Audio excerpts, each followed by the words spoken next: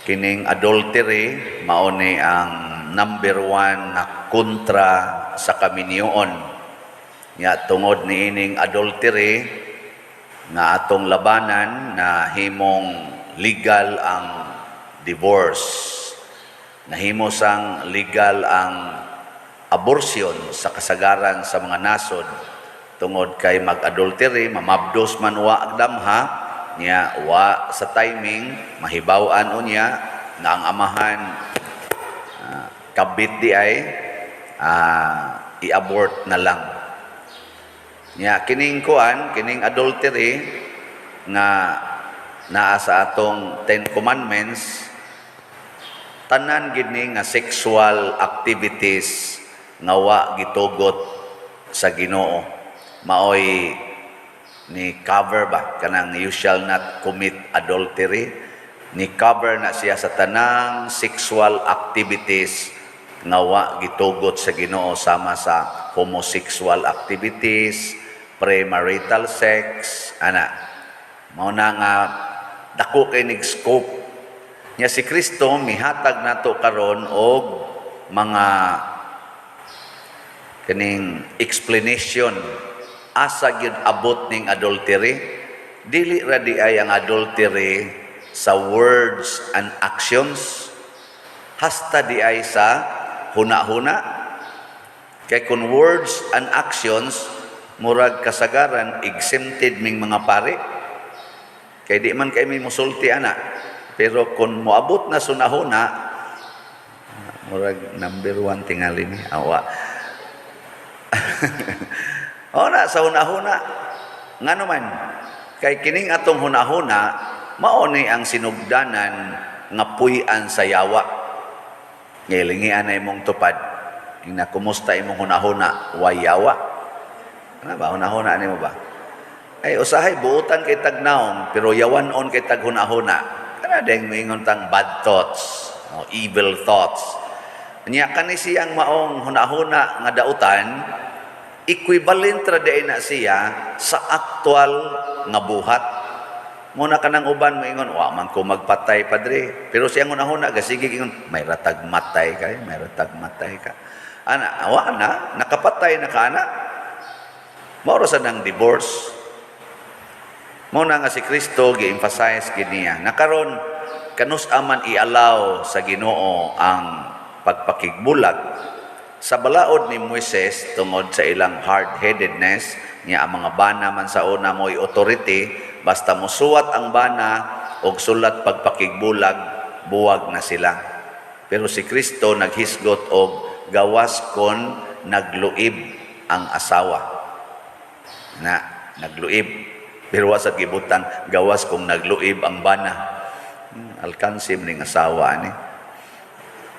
Pero kanisang pagsulti ni Kristo sa pagluib, dako sa disyag scope. Mo ni ang gi-estudyuhan karon sa simbahan kay mura magugusahay na sa tay annulment din sa simbahan niya kanang mura bag gibrand ba nga nitugot di ay og divorce ang simbahan. Ana doon na ni siya'y deeper meaning. Naani uban karong translation sa Bible nga niingon, unless the marriage is unlawful. Mao na siya tinuod nga gibasihan sa simbahan nga dunay mga kaminyoon nga dili valid, dili balido tungod kay dunay presence sa gitawag nato nas in English og impediment, kana bang makapugong makababag sa lunsay og tininuod nga pag-uyon. Ug unsa man ni ang gauna gid number 1, psychological incapacity. Kana bang mga tao nga di gyud sa ilang hunahuna ba di gyud makatuman sa obligasyon og mga buluhaton sa kaminyoon, sama anang nalulong sa bisyo sa drugs.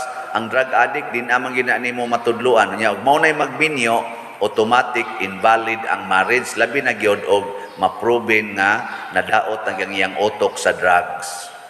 Nasa mga tao nga kanang bipolar ba nga grabe nga bipolar nga karon mao niyang isulti sunod lain na sad incapacity gyapon na ngano man tungod kay karon yes siya kaugma muno naman sad na jadi mana niya mapugnan kana sunod kaning limbong kanang disit kana bang mamakak ang laki nga ikaw ra gyud wa jud kay laing babae wa gyud nya doon na din napaanakan nya gisultin aniya nya ang babae nakaminyo niya nagsige ang babae basta ha tinuod ka nga ako ra gyud o lagi wa ka mosalig aning kaanis nako unya inig ka minyo na mahibaw-an nga naa day anak dito lain wa disit na siya mao na ma-invalid pud na napay daghan og kanang mapugos tawag ko na tog shotgun unsa na marriage kana bang ingnon gidikanan ba dong kailabya ka di among kaliwat unya ang laki na sipiat ra gyud ba kay dito ra gitos diskuhan niya natukhang kay nadaot sa kanang disco nya angkas des motor kadlaw ng dako pag humas disco anang tinukhangay dito sa gunoyan unya namabdos man wa koy gusto ang laki na ingnon des gidikanan dong kay bawa biya kag kinsa ning imong gi kuan kabangga sus pakasli gina di gani kay bawa na kag unsay mahitabo nimo mapugos og pakasal kana gitawag sad na siya og out of fear wa gyapon na invalid gyapon mao na i-declare sa simbahan pero ang divorce lahi valid ang marriage unya wa naman magkasinabot pag abot sa panahon gihimong invalid ang valid. Mo na siya divorce. Pero bisan pa man unsay rason ang sa Ginoo ang konsentrasyon niya mao ang sala. Ingon siya, kung imo ning buwagan, basig ikay makaingon nga makasa na ni Hinoon siya kay magminyo niya niglain di makasa. Nya katusang mga sawa niya makasa na sad mamultiply ang sala. Nya ikaw sad nga nakigbuwag nga sawas kaglain nasala na sad katusang nakigminyo nimo nakasaha na pud to ang inyong mga anak nga nagmahay-mahay nganong gibiyaan sila nganong wa nay nagcare nilang ginikanan masuko na sad to sala na sad mamultiply ang sala murabag kana bang tumor ba nga inigbuak nimo unsa na inig biopsy mo spread yung virus mo ditsog stage 4 ako wa na nya unsa may gusto ninyo divorce o sala Adide, sayo ko pagpangutana da. Kung sa may gusto ninyo nga why divorce o sala? Manaw. Kung sa gusto ninyo? Why divorce o sala? Why divorce? Bahala ng mga wingig ng imong naon. Kulatahon ka.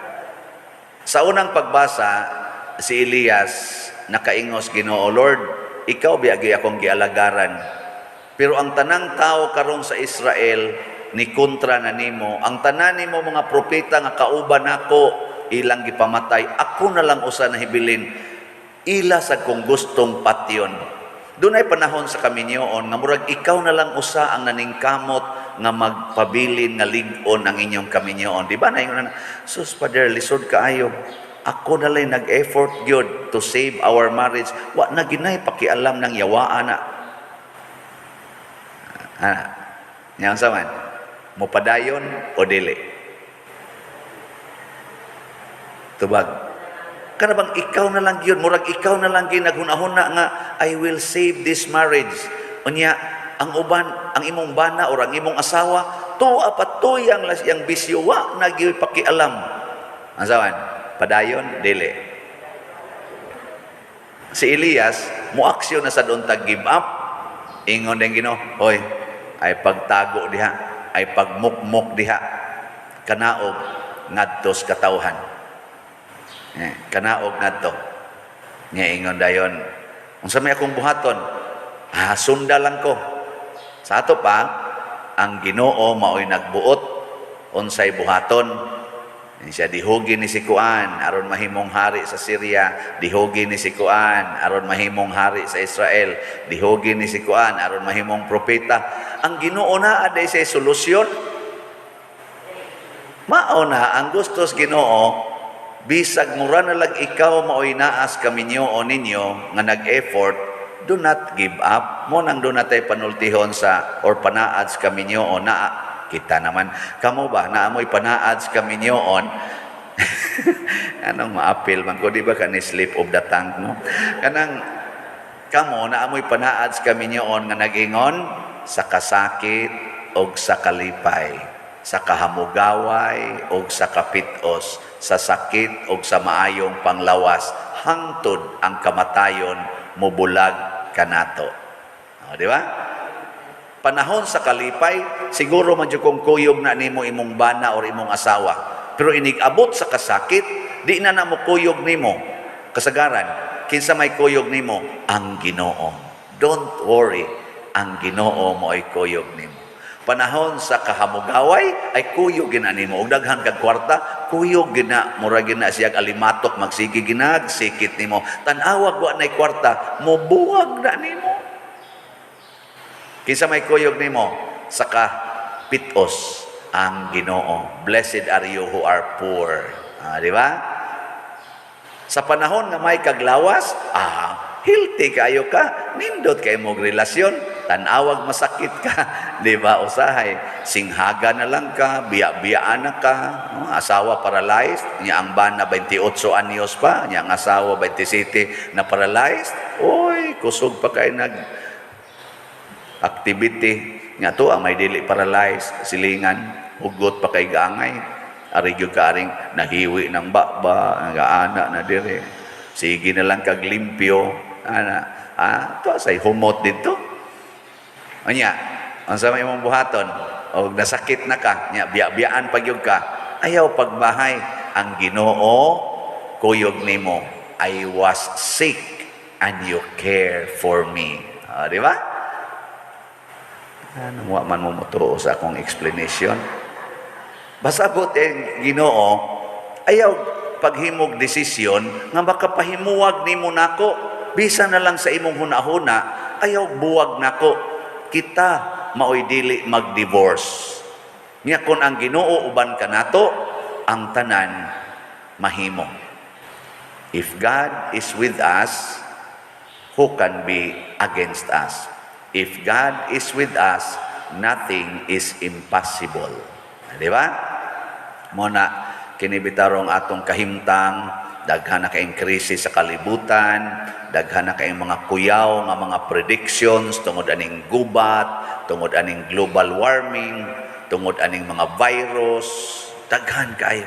Dili nato matugkad, dili na nato masulbad sa ato lang kaugalingong paningkamot. Unsa may buhato nato karon, balik kita sa Ginoo. Balik Ginoo.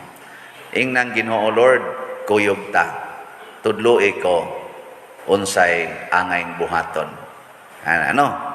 Nya inig abot na ni anang maong conviction, unsa may mahitabo? Ang Ginoo mo'y mopakita sa iyang gahom. Kinibitang ato dinhing mga projects, dagko-dagko naman pero napamagitay dakong project. Sige, madyo kog baligyag slot. Lord, gamay ra manghalin. Ang Ginoo mao ni buhata na pag fasting. Luhod-luhod diha nga iampo nang wa manghatag para manghatag. Ako abitaw sa Lord no.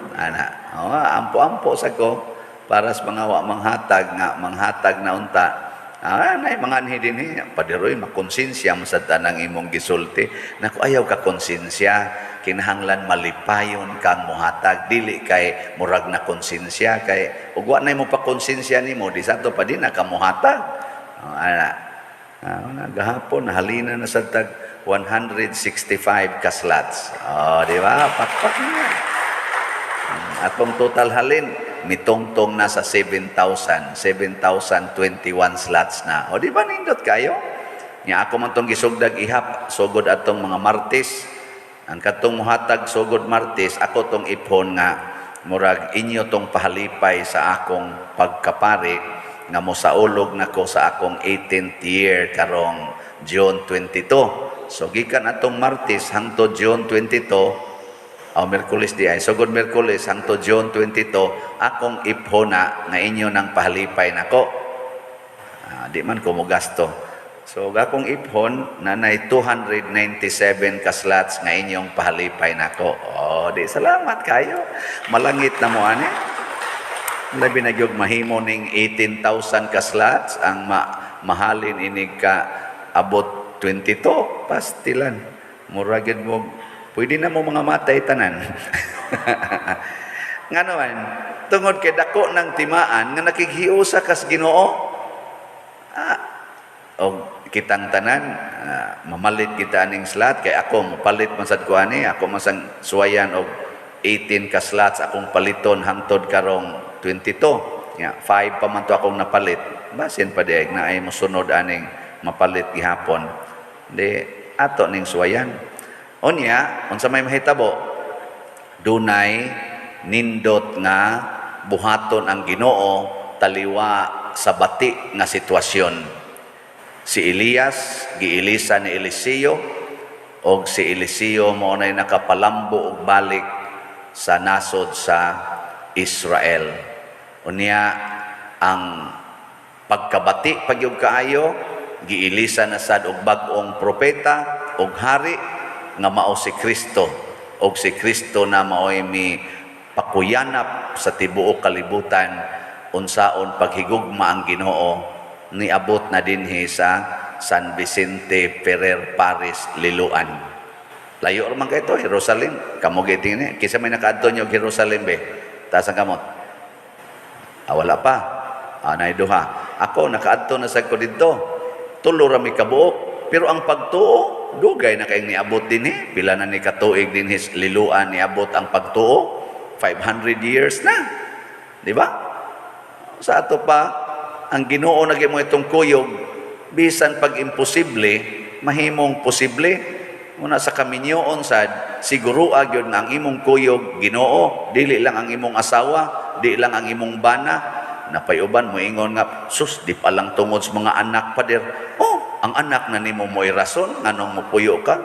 I don't have any reason to remain in our marriage kay wa na gyud ko'y rason, wa sad mi anak. Unya bana sad nako, sigihan lang kog bunog, wa na jud ko'y rason. Ang dako dihang rason kuyog nimong Ginoo. Ano ay pinakadakong rason? Wa na jud ko'y rason nga mo serve pa ko di simbahan kay sigihan lang kog kasaba sa pari, iwali pagyud ko. Ang dakong rason nga mopabilin ka haron atakihon as kasing-kasing ang pari sa kalagot. Nga ikaw manoy mo biya nga ang pari come and go man na siya, ikaw parishioner man ka diya, sunga-sunga ng pari, tanaw na tog mo patay bagyod. Tanawa, di ba? Ang pari mo'y magpabalhin yun. Bishop, ibalhin lang ko, makapatay niya ko aning animal dako, ano man gining sige ko. Ingon sang bishop, ay ka-animal gining paria, ato na lang ning ibalhin. Di mauli ana ka. Pero bitaw ang kuyog nat o kun ang Ginoo kuyog nato ang magpatigbabaw sa tong kasing-kasing maogyod ang gugma. Nya kung kita mahigugma ang tanan natong adlaw o tibuok natong kinabuhi puno gyud sa kalipay. Kay ang gugma mo resulta mo bunga gid na og kalipay. Muna muhunong nagitag higugma sama dihas kaminyoon, wa nagyoy kalipay nga moabot sa atong kinabuhi. Matud pang Kristo, itambog ka sa impyerno, ang lugar nga wa nagyoy kalipay. Pila ka kabuok ron balay nga mura nag-impyerno ang ilang paminaw, no? Tungod kay mihunong sa paghigugma. Manindog na tang mga mahigugmaon. Pag-ampo sa katawhan.